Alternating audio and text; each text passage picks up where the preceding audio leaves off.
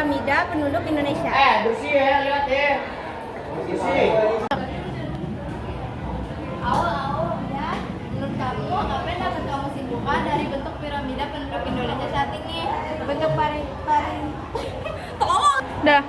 Bentuk piramida penduduk Indonesia saat ini menunjukkan transisi demografi dengan jumlah usia muda menurun dan usia produktif serta lanjut meningkat. Oh gitu. Kalau misalnya perubahan piramida penduduk Indonesia saat Indonesia dapat mempengaruhi pembangunan ekonomi di Indonesia.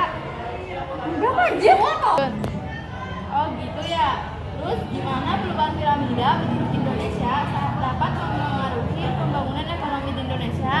Peningkatan usia produktif dapat mendorong ekonomi Indonesia, tapi perlu dukung lapangan kerja, pendidikan, dan kesehatan yang baik.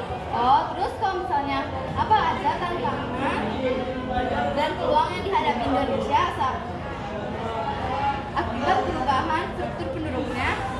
Bonus demografi memberi peluang ekonomi, namun tantangannya adalah penyediaan lapangan kerja, pendidikan merata, dan layanan kesehatan. Kebijakan apa ya yang sebaiknya diambil pemerintah untuk menghadapi perubahan demografi ini?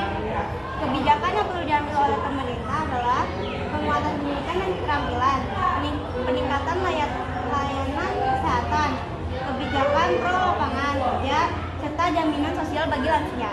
Oh, satu lagi nih, gimana perubahan iklim dapat mempengaruhi bentuk piramida penduduk di masa depan? Perubahan iklim dapat mengubah piramida penduduk di masa depan melalui dampak kesehatan, ketahanan pangan, dan migrasi yang mempengaruhi komposisi usia dan di berbagai wilayah. Oh gitu, makasih ya Devi, apa saja sih yang dapat disimpulkan tentang struktur penduduk Indonesia saat ini? Nah, jadi Indonesia sedang mengalami transisi dari piramida ekspansif ke stasioner. Dengan jumlah anak dan remaja masih besar, namun diimbangi peningkatan populasi dewasa dan lansia. Oh, jadi faktor apa saja yang menyebabkan perubahan bentuk piramida penduduk Indonesia dari waktu ke waktu? Faktor penyebab pertumbuhan penduduk antara lain kelahiran, natalitas, kematian, migrasi, kelahiran dan kematian disebut faktor alami atau faktor demografi. Sedangkan migrasi disebut faktor non-alami atau non-demografi.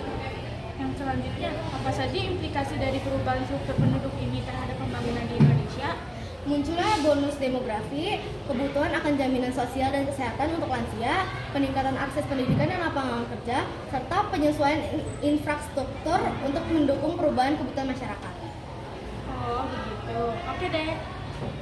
Nah, aku mau gantian nanya nih ke kamu, kira-kira bagaimana pengaruh urbanisasi terhadap bentuk piramida penduduk di kota-kota besar di Indonesia, dan jelaskan dengan memberikan contoh. Urbanisasi mengubah bentuk piramida untuk kota besar di Indonesia menjadikan lebih lebar di bagian tengah karena donasi usia produktif 15-64 tahun yang pindah untuk bekerja atau belajar.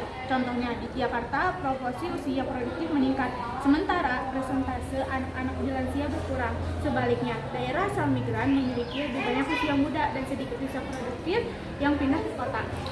Oh, jadi gitu. Yaudah, makasih ya. Sekian dari kami. Wassalamualaikum. Waalaikumsalam.